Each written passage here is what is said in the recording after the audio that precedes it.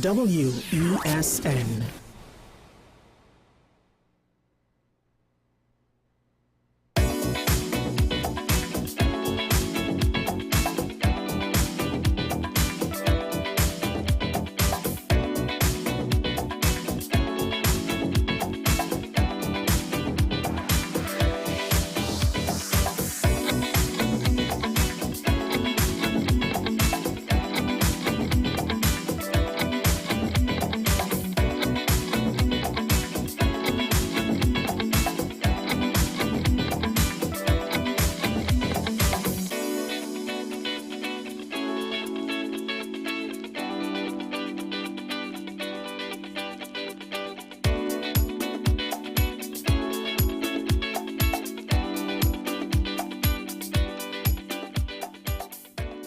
Hello, hello, Trinidad and Tobago. My name is Mark Anthony Peter, and welcome to Breakthrough. It's been a minute.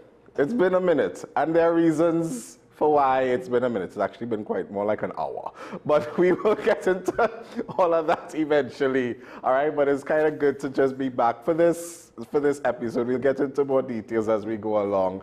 But joining me on the Breakthrough table, as per usual, is my friend and co-host, Mr. Sean Michaels. Well, good morning. I think that's the first time I've ever introduced you with a compliment. Wow! Wow! First of all, I'm impressed you could remember that far back, because you're taking Trinity time to a whole new level. You know, when people's like, I'm 5 minutes away, it's really half an hour away. My boy's like, it's been a minute. It's been, I don't even want to say it's been that long, but it's definitely not been half an hour since the last episode of Breakthrough. It's been some months. It's been some months. Okay. You know? Okay, yeah. That's your minute? Yeah. Well, where, boy? There's a saying, it's been a minute, which means it's kind of been a long time. I know, Some things don't change. Anyway, so, yeah, You're assuming that the entire general audience is going to know the saying. Yeah, why not? Depends on how much pop culture you take in. Before. A week off, 2 weeks, a month, okay. But like I said, you stretching that Trinity time, boy. You stretching that Trinity time a lot. I am. Jeez on ages. I am. You take one carnival off and all of a sudden you go on the deep end. I am. Well, well, okay. So I think the last episode we would have done may have been early December or late November. Yes. I cannot remember. The last episode I probably did was to cover a concert. Yes, because technically the last episode you had to not show up for whatever reason. I can't remember. Right. You didn't even make it. Right. It's been that long of a minute. By the way, it has. I also did a thing. I don't know if was that thing aired. I came on and it was Yumi and Naomi. Did that thing air? The New Year's. Yeah, it was New Year's. Okay, great. So that was the last time I was here. Yeah. Yeah, okay. I didn't get to see it, so that's why I didn't see it pop up on my on the live stream. But okay, good. I hope it turned out well. Yeah. I was very exhausted that day. I remember how I was feeling. But you know, some things. Too many people, and believe it or not, it's not just limited to people that I've been on TV with. I have another friend that ended up in the hospital from overworking. In fact, two. One from his job and one from just his overall schedule between work and family. Recently ended up with like a bad chest, something, pneumonia, something. Oh, yeah. No, the immune systems these days, like guys, sleep is a great thing. Rest is also a great thing. One thing that I've learned, so Sean has known me for quite some time in my adult life. Majority of my 20s, he's known me. Yeah. And he's seen me experience many episodes of burnout, right? And so I've learned that, first of all, I didn't even know that there were like different stages of burnout. To be fair, I didn't necessarily know at the time. Well, he didn't know at the time. But he's I'm real, like, those were years of burnout, even up to last year. And I've been doing a lot of reading, doing a lot of reflecting, and I've realized it actually takes a very long time to recover from burnout. It's not just a week of rest. It's not just a 2-week vacation. It's not just an overall break from social media, whatever the case. Like a trip to Tobago, though, it solves a lot of problems. It doesn't necessarily, it's not going to be the thing that fixes it all for you to then dive back in. It takes a very, very long time to recover from burnout, because I was actually watching a video, yesterday in fact, and the person described sort of like the 5 stages of burnout. And one of these stages was like when you're so burnt out at a particular place or at a particular stage in your life that it now affects how you show up there and how you show up in other spaces as well. So then it now affects how you view what you do. So in my case, I've been in spaces where I'm doing music, I'm doing the performing, I'm doing the directing, the leadership, the accompanying, all of the musicking things that you imagine me doing. And then you show up to the place and you're like, I don't care about this anymore. and then you realize like my relationship with the music, my relationship with the performing was being affected. And then it started showing up with my relationship in the music making in other spaces that I actually do enjoy. But this one or two spaces was actually affecting how I perceived everything that was happening. And that takes, some people will be like, no, how long? Have you ever heard, if you're in a relationship, it takes you half the time of that relationship to get over the relationship? No, actually. You've never heard that before? No. So like, I think in some instances, it stop.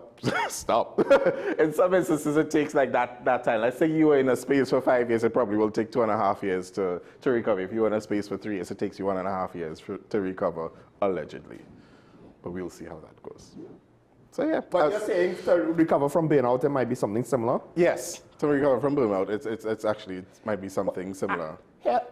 I don't think I've ever had long periods of burnout, right? My issue is different. It's the motivating oneself to be constructive, at least at that level, right? Like, what is it that drives you? Now, with regards to my show, I purposefully, mentally try to have a lot of the time to detach from the subject matter and the work, because especially when you have certain really bad things that happen in the news, it's really hard mentally, first of all, to detach, because some of the times the bad stuff happens, like say on the weekend, and now I'm like going through my day like I can't get it out of my head, and it's affecting me, right?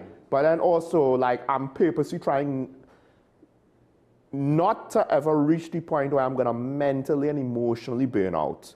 It's not about physical. It's about, if I do that, then how am I gonna come in front of a camera the next day?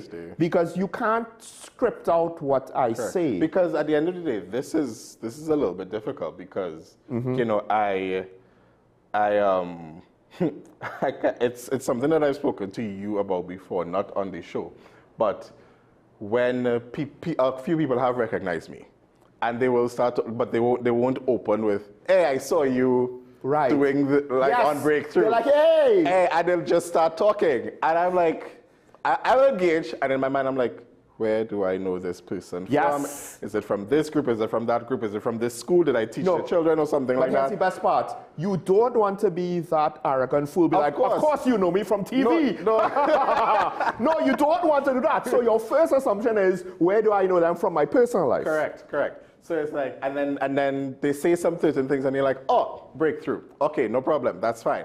And then I'm like, I have to remind myself, there are people on the other side of this camera, right? Because guys, the physical space is a table and cameras. It's easy to just speak to each other. Exactly. So like, you sometimes do forget, yes, we come into television studio, right? We do any television thing, but what do you see? We're not seeing that. And I've seen other YouTubers and stuff like vloggers say the same thing, like, I'm just speaking to a camera. Like, sometimes I forget I'm also talking to an audience. But I'm also talking about the fact that, look, we don't script when we have conversations. Right.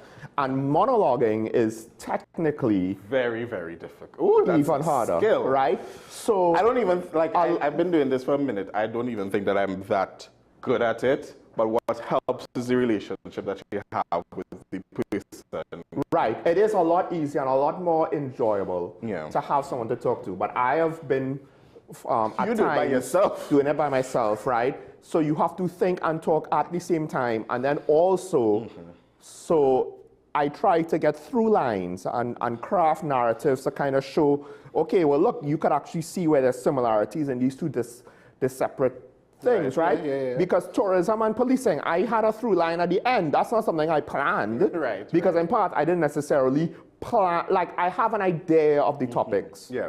But sometimes, you know, I don't necessarily specifically like this is, and then the time, and 5 minutes to this.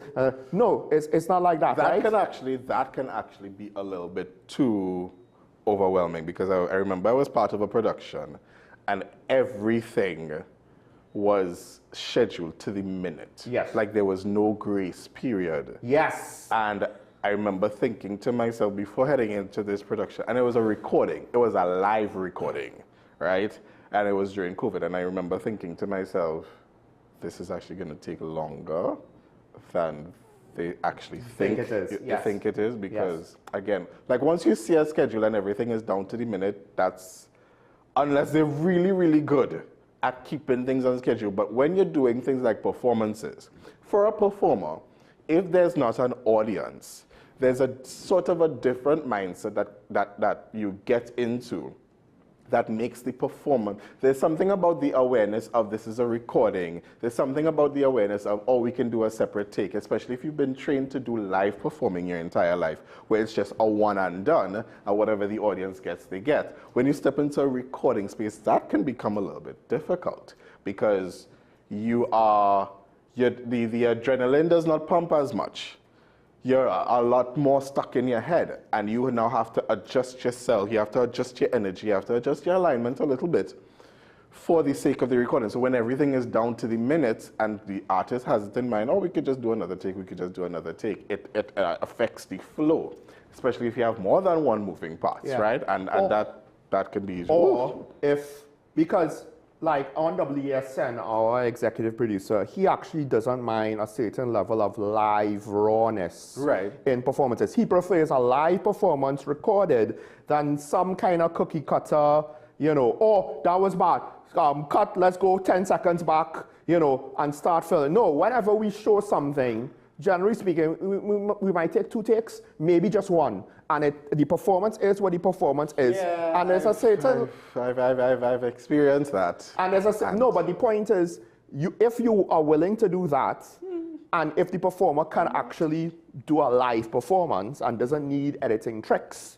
right, or to rely on it, that's fine. But once you're like, oh my gosh, we don't need to necessarily be in our A game, right? In a recording, it's very easy then to, like, see time get chewed up. Yeah, for me, no, not for me.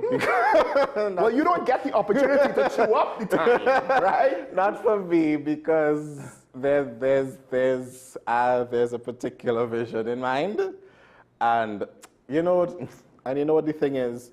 I think, and this is why you need different people who work well together, because an artist, taking us out of the equation, not using us as an example, but if you have an artist and you have a production crew, the production crew's artistic vision can be very different to the artist's artistic vision.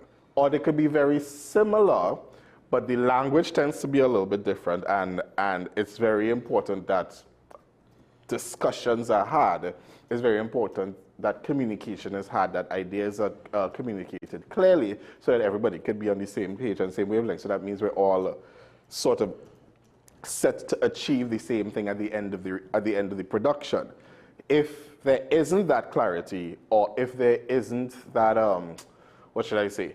If we're not operating on the same page, and we're operating from two different spaces, sometimes that could be a little bit, hectic is not the word, but the process can be a little bit,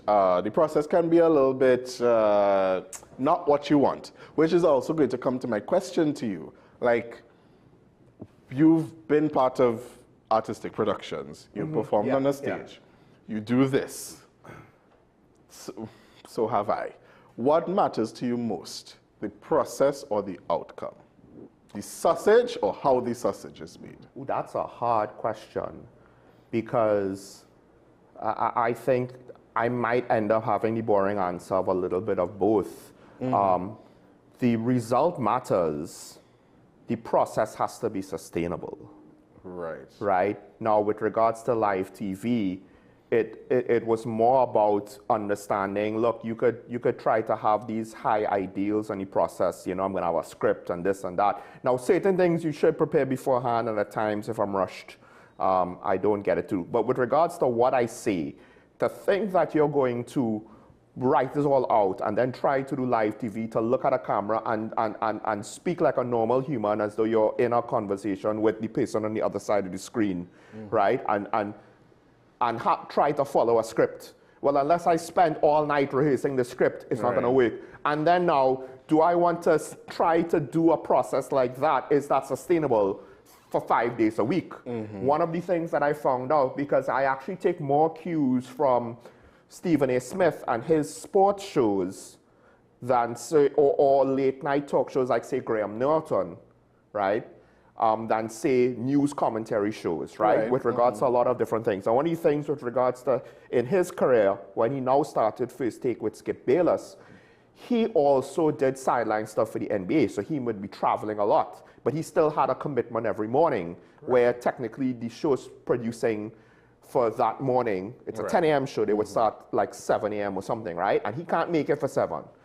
But he trusted Skip so much because he knew our opinions are going to be different. Skip just needs to choose the topic, and the debate will flow because we will have contrary opinions on everything. So he would do a show, literally just walk in and he said, hey, good morning, good to see you, because, or via Zoom or whatever remote means, and he won't actually be part of the prep. Because what was sustainable for him, he knew, okay, Skip's got it. Skip will prep the show. I mean, technically it started off as Skip's show anyway. Skip trusted him to come in and be able to deliver, and he trusted Skip to not set up anything that he couldn't deliver. Right? So with regards to TV, I think it's different. With regards to stage performances, ideally, I think, whether it's for television or for live, the process technically does matter because it speaks so much more to the result. So much more to the result, right? And one of the things is, if you want to have this very tight schedule, you have to rehearse it. You have to rehearse. That's why Soca Monarch was such a disaster for so many times. You either need to have a very experienced crew that's working together, so when performers on tour, they get so much better towards the end. Or is it that it wasn't well rehearsed? What? Soca Monarch. Well, when the problem is, it's not just the performances. It's the stuff in between. It's the coming off stage and the coming on stage and the setting up and the taking apart for the next band and all of that. And when it's a touring band, it's one band. And when it's Soca Monarch, it's... that's why it's important to start on time. But I think with Soca Monarch, you also need rehearsals, which you might not get. And then you need a certain amount of experience with the core crew that is working the production on how to manage all of these separate individuals, right? Because rehearsals do two things. They either get more efficient at everything, the performances get more efficient, you start on time, the songs flow on time, you don't have any issues on stage while doing the performances and the like. The coming offs and on and all of that, the transitions, they just move more efficiently. But then also you figure out, okay, maybe this isn't working, maybe we need to adjust or cut, right? So one of the things was, we were part of the Love Movement together. And I think before you joined, there was a couple of years where the show went on for like 3 hours or 3.5 hours, right? And which, by the way, is not uncommon. Like a lot of choral shows happen. Now, part of it but that wasn't like the norm. Unless it wasn't a big production. Part of it was content. Okay. Part of it was maybe we let the schedule get away from us. One of the things that Bernard did was a bit more cognizant of was trying to keep the show tighter, right? And one of the difficulties now when you have multiple different groups and costumes, right, which is what a lot of movement show entailed, a lot of different sections, is that traffic control and getting everybody off and getting everybody on. And there were times when there was no easy solution of while these are on, these could change and so on. And then you would have to try to find some kind of jerry-rig solution. Or there are times when Bernard's talking a lot and it's like, why is she talking a lot? There are times when, you know, it's because she has to. Because the transition there was no way to schedule a better transition, and she's kind of forced into that situation. It does happen at times, right? The audience is not gonna know that. We're gonna know that, right? And one of the things for local choirs is, it technically would be better. Can't always do it, right? You have the week of the show, you're in Queen's Hall, that's cool. You know, it'd be cooler the weekend before to rehearse. But who could afford that? Right. Even before Queen's Hall, you know. Because more than likely, especially during and this is just a general thing, especially during the Christmas season, there is a show happening every weekend. Yes. So it's actually not practical because the other people are probably having their dress rehearsal the week before. Yes. Either way, so you just kind of have to go with what it is. Coming back to the question, what I would say, I think I'm also going to say it as you put it, the boring answer, but I think the deciding factor is, the variables are which one is more important at the time, at certain points in time, and which one is more important to whom. There's one more variable. One. If it's a daily thing where you have to have new content, it's your time scale. If it's a concert that you could rehearse, that you have time to prepare for, the process is more important, it will impact the result. Right. But imagine now if Breakthrough was daily and you need to do a musical performance daily. There's no way to get that amount of rehearsal in. Oh my goodness. I'm just saying, I don't have a good example, but imagine if you had a imagine if we had a musical competition show. I know we had a local dance one. We have Digicel Rising Star every now and then. Now, if they taped every week, you can't spend 3 weeks rehearsing your performance it's not practical. And here's the problem with that, majority of them are free. It's just... Let's stick on, right, so that makes it work. Like no performer is gonna come, just realistically, no performer is gonna do so many rehearsals. For free. Now, this is one of the reasons why when you look at the winners of some of these American shows, particularly Sing Off, where it was a cappella and it was groups, it's so impressive because they're getting all of that done. Off. My God. I know. I think the problem... I've not heard that. I think the problem was, if I'm not mixing my shows, Pentatonics was such a good winner that everybody that came after them was like, But here's the thing with them, I think they had a YouTube following before that. Right. They had a good, I believe so. They were, as a 5, they now formed 4 sing-off. The trio, I don't know if they had a couple of videos, but there was 2 of them were 17 at the time of the sing-off, Mitch and Christy. Oh, okay, yeah. Okay, I may be confusing something else. You would think I'm such a Pentatonics aficionado. I'm not. It's just that, you know, when you watch the videos, the background stuff on the sing-off, you hear it. So I've not heard about sing-off in a minute. I'm not right. That was one of, to me, not just, I didn't watch the other seasons, but from the contestants, for that season, the contestants were so good, but I would say the judges on that show were so good. Right, with regards to, and the thing is, their commentary, you can't rehearse a lot of that. Right. You know, a lot of that, it's a week-to-week show, right? The condensation and the amount of incredible performance that they had. And they had certain groups, like the group of the rapper, they had their vocal issues and they had to sort it out while on the show. Cool, but like you had that all-boys group from the university with that phenomenal soloist that did the Queen solo. You know, you had, oh gosh, I can't remember the girl group that had also a couple of phenomenal soloists as well. But like the schedule is so condensed and they made mistakes that most people won't hear, but the judges hear. But it's hard to get perfection. So I think time is a big variable. You're right, yeah. But what I was going to say is, coming back to my points, oh my gosh, what was my first variable? The when, right. So there are times in rehearsal where rehearsals are very much where process is important. Because process dictates, in my opinion, process dictates results. However, sometimes coming down to the wire, and things just do happen. Murphy rears his ugly head, and things go all haywire, and then all of a sudden things tend to come together the day of the show. That's just show business, and that's just how it happens. I do feel like some people have too much of a reliance on that. Yes. Because then that then affects the process from the get-go.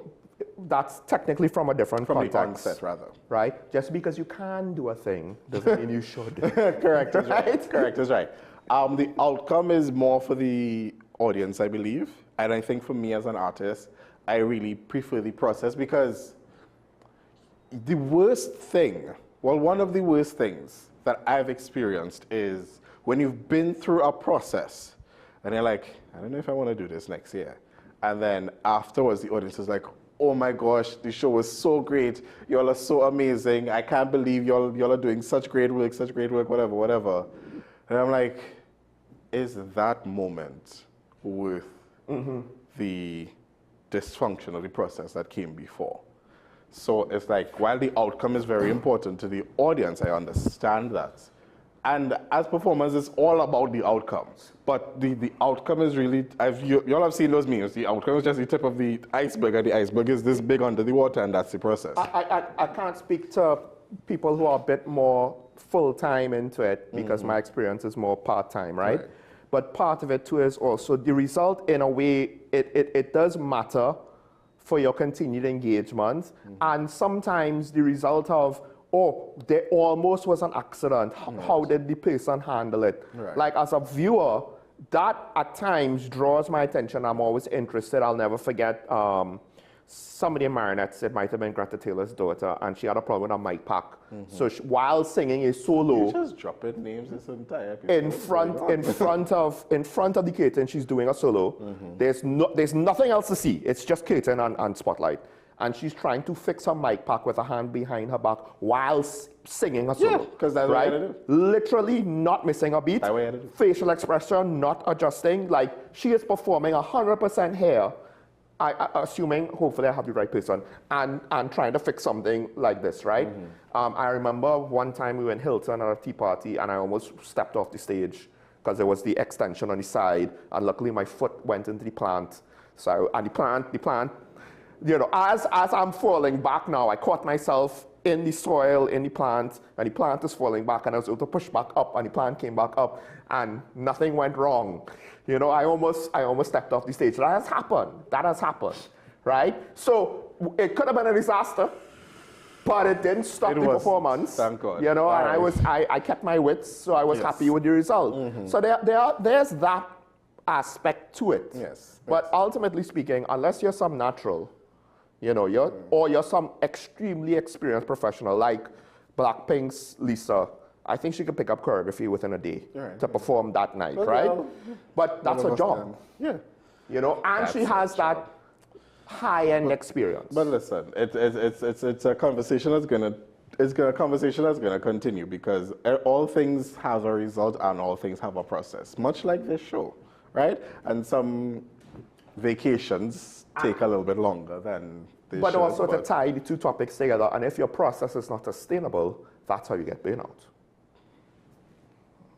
There you go. So to make sure that this is sustainable, because Mark's process was bailing him out. Right, we're actually going to take a break, and then we'll be back with our guest. This is Breakthrough. Don't go anywhere. We'll be right back.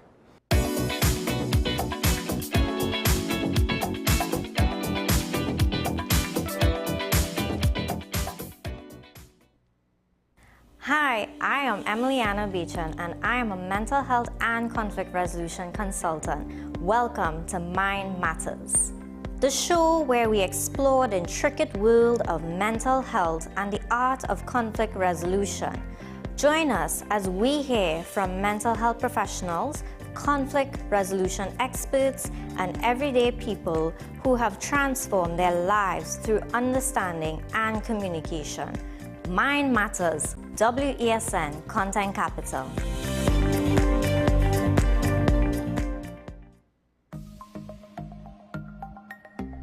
Knowing how to tell authentic is as easy as 1, 2, 3. Find it, match it, search it. Step 1. Find the style number on the tag. Step 2. Match the style number inside the jersey with the number on the tag. Step 3. Search it. A quick Google search of the style number will verify the jersey is authentic when the search results match the jersey being searched. Don't be fooled by counterfeit jerseys. Before you buy, remember to find it, match it, search it. Fan Zone, 2 locations nationwide. Center City Mall, Chaguanas and Movietown, Port of Spain. Nationwide delivery available.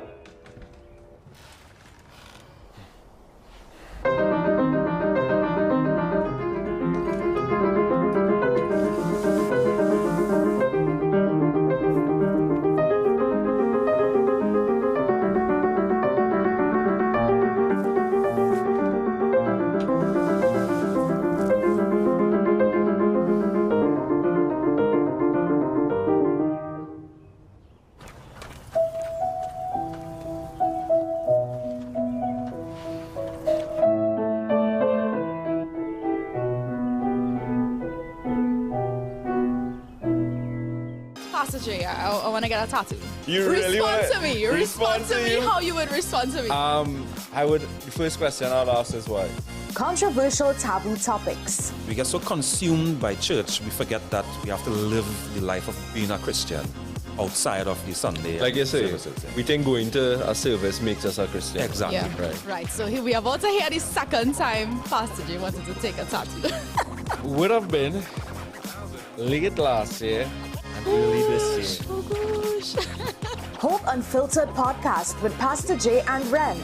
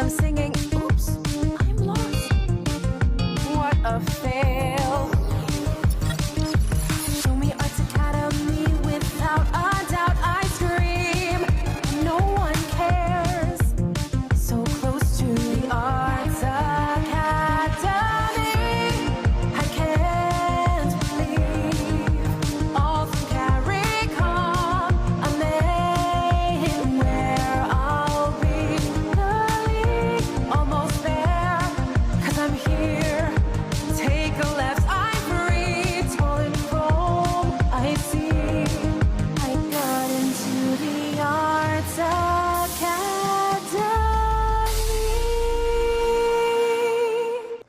Welcome back, Trinidad and Tobago, to Breakthrough, and we are here with our guest. Joining us at the Breakthrough table is Managing Director of the Nth Factor and playwright of the new original musical, I'm so excited, the new original musical called Arts Academy. Welcoming to the Breakthrough table, Paula Hamilton-Smith. Good morning. Good morning. I'm so happy to be here. So happy to have you here. So it's a very full circle moment because I don't know if you remember, you were the first guest of Breakthrough when we first started. Yes. Yes. You're the very, very first guest that we ever had. So welcome back. Oh my God, thank you. Like I know it's the second time, but wow. So good for you to be here to speak on, this is your first full original musical. Yes, this is our first production of the Nth Factor Arts Academy. Yes, right, an original Trinbagonian musical from Trinbagonians for the Trinbagonian audience. That's wonderful. Now, it's happening at the Central Bank Auditorium. Yes, it is. For one weekend only, so make sure and get those tickets. Happening on April 18th and 19th, right? Yes. It's set in the year 2083. Yes. Now, those of you who don't maths, you know how many years forward that is. I am not one of those people. But I don't think I would be alive then. no. How we reached it. It's not far into the Oh my future. gosh. But I say that to ask, why? Why did Why you, 20? I'm very curious, why 2083? No, I never answered this before, but I'll tell you, right? So I was born in 1983. I know women are not supposed to tell their age, but I'm saying it anyway.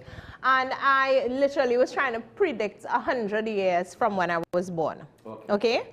And things happen in 100 years, and you know, things happen in different jumps. So a lot of it was about like, how do I think the world will be organized, the structure of politics, cars, transport, communication, and I figured that is as far as I think I would have been able to reasonably predict. And of course I did a lot of research, but yeah, random, but not really random. No, but that's an interesting answer, because when people think, oh, a musical for Trinbagonians, they're probably not going to think, yeah, it's going to be that deep. You know, like, we're going to take Trini culture, right, and what's it going to look like in, you know, what, 60 years from now? Yeah. You know, 100 years from now, 60 years from now? So that's some next level writing that you're going through, because when you say musical, the temptation is for the script to kind of be a lot simpler than, say, just a normal play. Well, maybe, but they've been such complex musicals. Like, I mean, I'm really hoping the audience that will come will be the musical theater fanatics. So, like, I mean, Hamilton, the musical, dealt with, you know, the founding of a nation. Miss Saigon dealt with that war in Vietnam. Some musicals are very dark. Rent dealt with AIDS. Les Mis dealt with the French Revolution.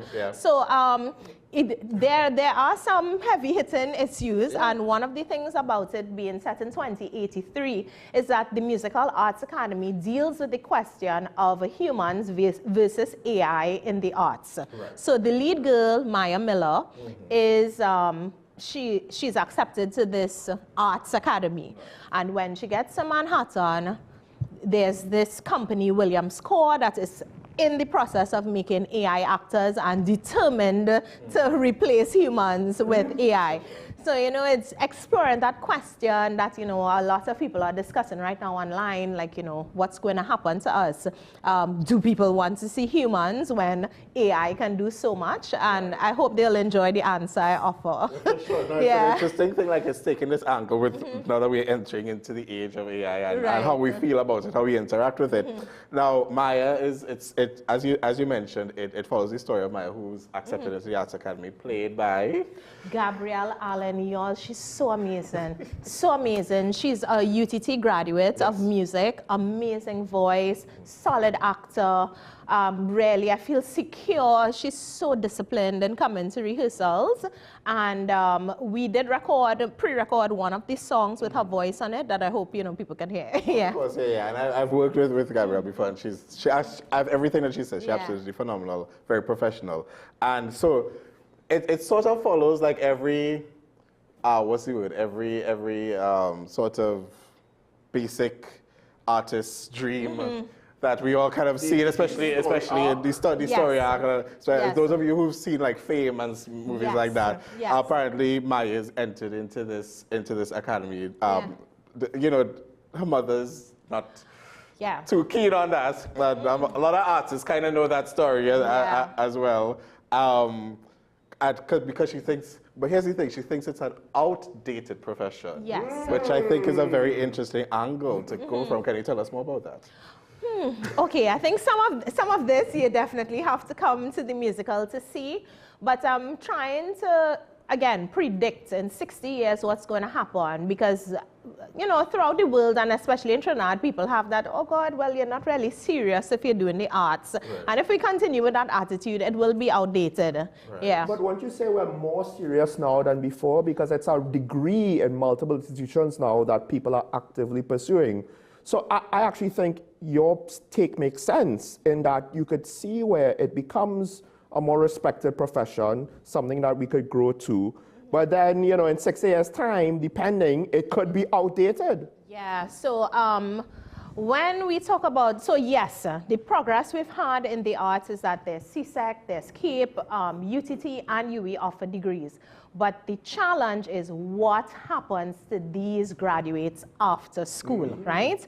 There are so many places where you could do workshops, and this is where I kind of am going to touch on the business to the end factor a little bit, because the business, as well as doing Arts Academy, is my attempt to give a place where these students, these people who have trained, can showcase their talents, right? And I'm very, very proud that at least half of the cast are current university students or recent graduates. Right. So Gabby graduated, well, I mean, to me recent, to her, you know, in her 20s, it might seem like a long way ago, right?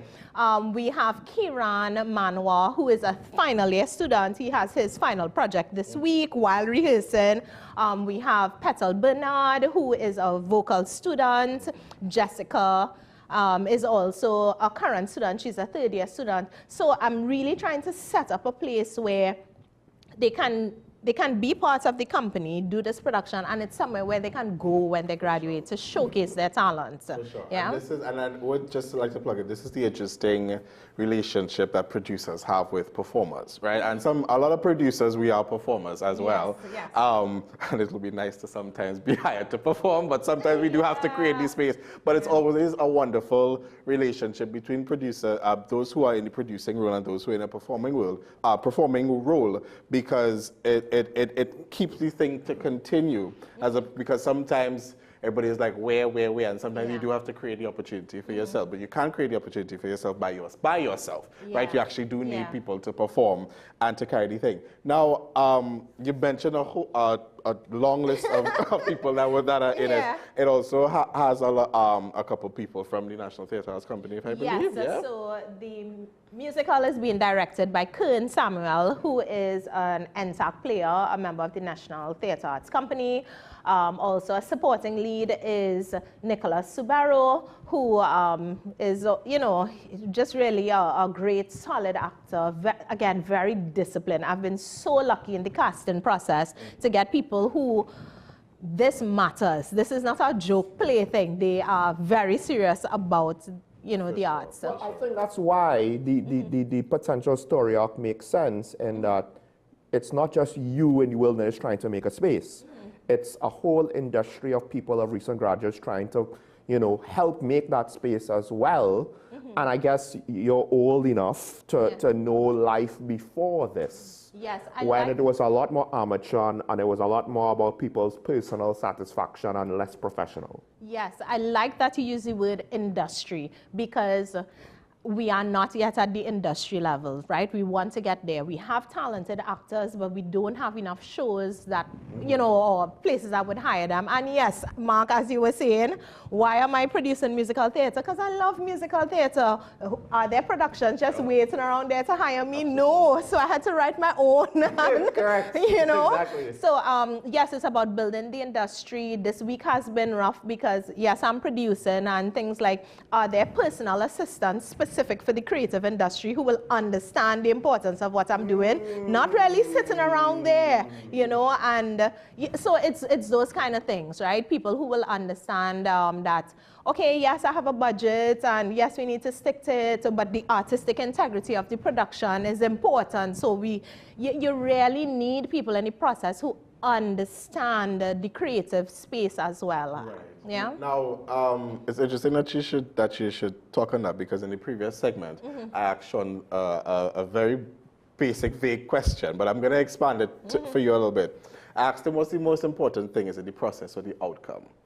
And sometimes, and I was given I gave my perspective of, like, sometimes it's depends on the where, the who, and the how long, right? Because for me, I think, like I was giving an example, ever been part of a production, the audience loved it. Yeah. And then when people say, oh my gosh, it was so great, and then you think to yourself, this entire process was so, like, not ideal. Like, I really don't want to, probably want to, I really don't want, that's but then you would not wish this on yourself or your greatest enemy ever again. There have also been situations where the show was great, and I'm like, oh, the process was also really great. I can't wait to see it. So instead of which do you prefer, what's your perspective on the process versus the outcome? And also, I'm going to add a part B, how has this process been for you?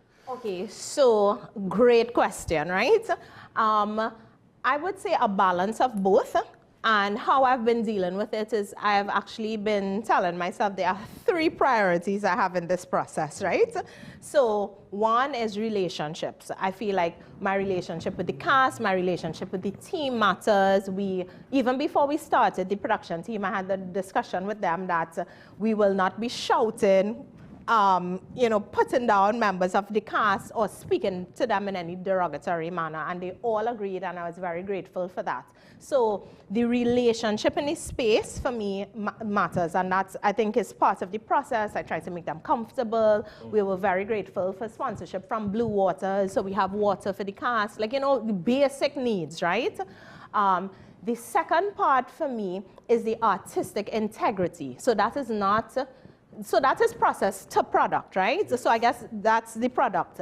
We're not here to do strippiness. It's a standard of excellence. And the End Factor, founded by Chris Smith, you know, and most of us came through the legacy of Raymond Chukong, John Smith, Gregory Singh. These are people who set a standard, and we are keeping it. There's no compromise on that. And I think it is about making your expectations clear. You could be firm, but, you know, we don't need to beat people. I'm like, you know, we're trying to decolonize ourselves. You know, it's not whipping people into shape, but making expectations clear. Correct. And the third part for me that I have to focus on is this has to be financially successful. I am not doing, we have a show and I didn't pay my actors, or, you know, the company can't run again. So for me, that is the third aspect that is equally important. Because I would argue the critical thing is to break even. Because if you break even, at least you're not having to find extra funds to figure out the deficits. You know? Yeah, so break even, maybe there'll be a way, but I'm while paying everybody. Yeah, so, but I'm still putting the goal again, it's about the longevity of the End Factor of a business. If the importance of making a profit is what will allow me to book a venue for next year. Right. If I don't make a profit and I just break even, then will there be another production, you know? But that is why I've been so grateful for the sponsors that have helped. So Montano's Chocolate Company came on as a sponsor. Gittins and Gittins also sponsored. We got some sponsorship from PowerGen, Mohammed's. But of course, you know, we still needed more for me to be very secure, like, oh, we're good, you know, next year for sure. Right now, it is a hard push. I mean, it's still a hard push. The more sponsors you have, the more answerable, the greater your responsibility. Like, the weight might be even more on you. So now what I want to know is, well, first of all, I wanted to say you mentioned the relationships, and that is so important, because this industry is built on the relationship, whether it just be you're professional with your friends, or you're just professional with other professionals, right? People need to understand, it's not about favoritism. Art is subjective, and disruption is not constructive. Disruption is annoying. And disruption is annoying. And when we create, especially for producers, when we create art, it's a very sacred space. Yes. Because we also know we want to carry the sacredness to the end of the, to the product, right? Yes. And we want that to translate to the audience on stage. Yes. How we interact with people, because you and I have a mutual mentor, and he Yes. would say, no tantrum, I'm not doing the tantrums. Rehearsal is done, you will come back next week and we'll fix everything that you need to fix in this week. I'll see you all next week, I'm going home, right? Yes, yes. So it's just all about that discipline. What I want to ask you is, what was the inspiration behind Arts Academy?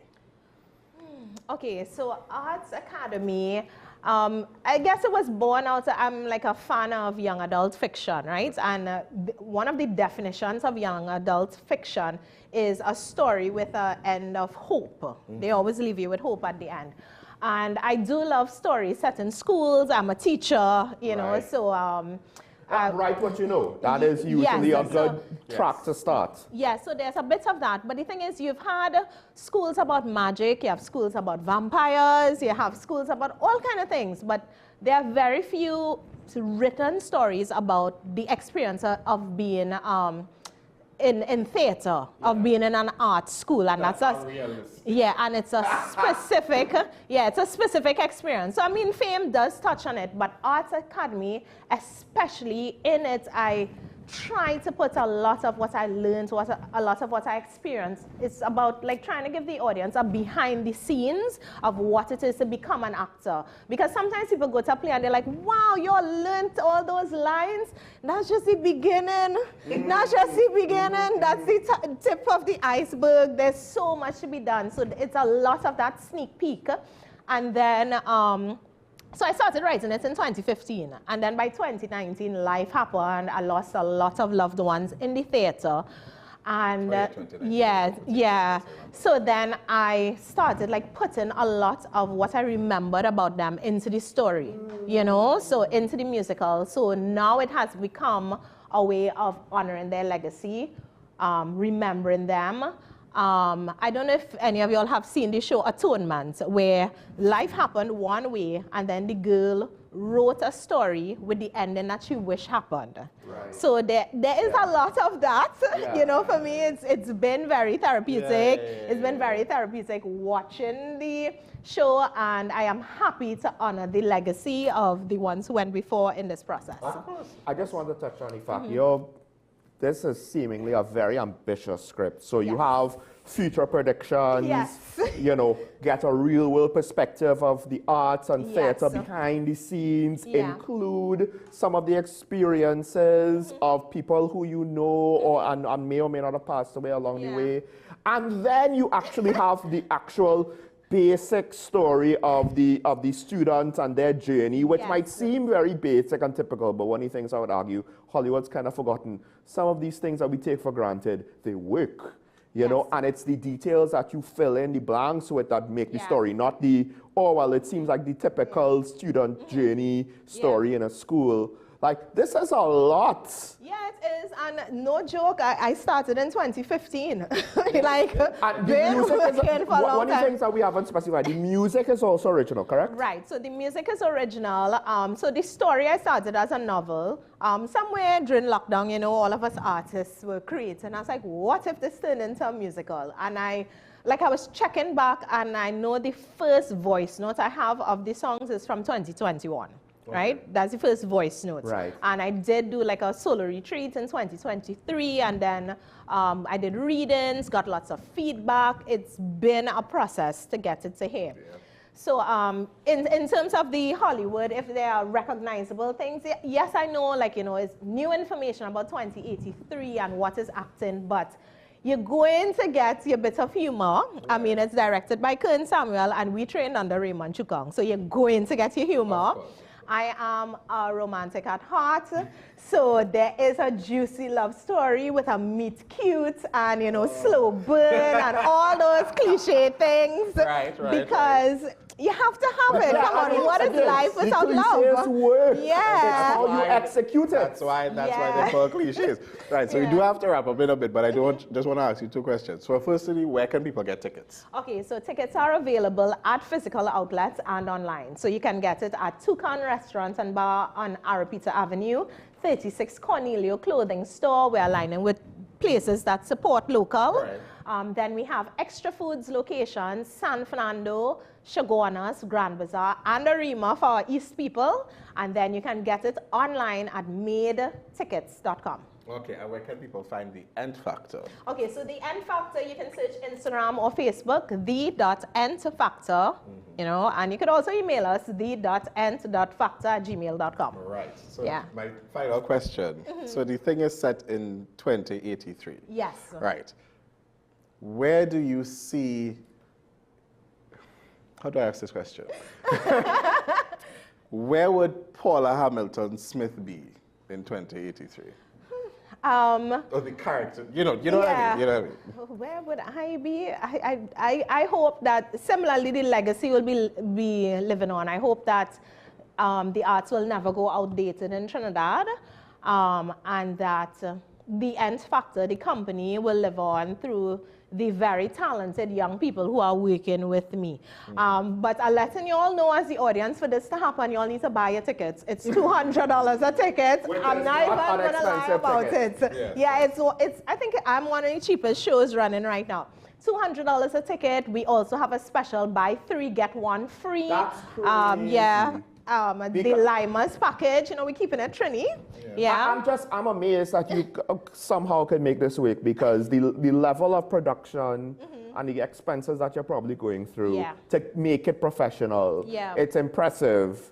Because we've seen some other tickets. Lots in seats, and that's how you get them. That's how you get them. And we have a student special that one you have to message the page to get it, because, you know, of course we need to know you're a student, and that's buy 1 get 1 free. So you and another student, you know, your friend who drives, you all could come. Of course. Yeah.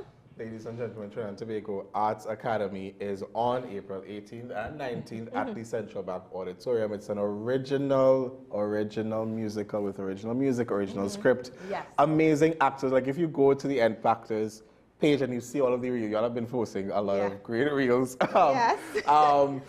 It's, once you, like I've seen the cast and I'm like, oh, this is going to be great, because it's a list of very, very talented people who have been in the industry for quite some time doing great things. I'm also seeing new faces.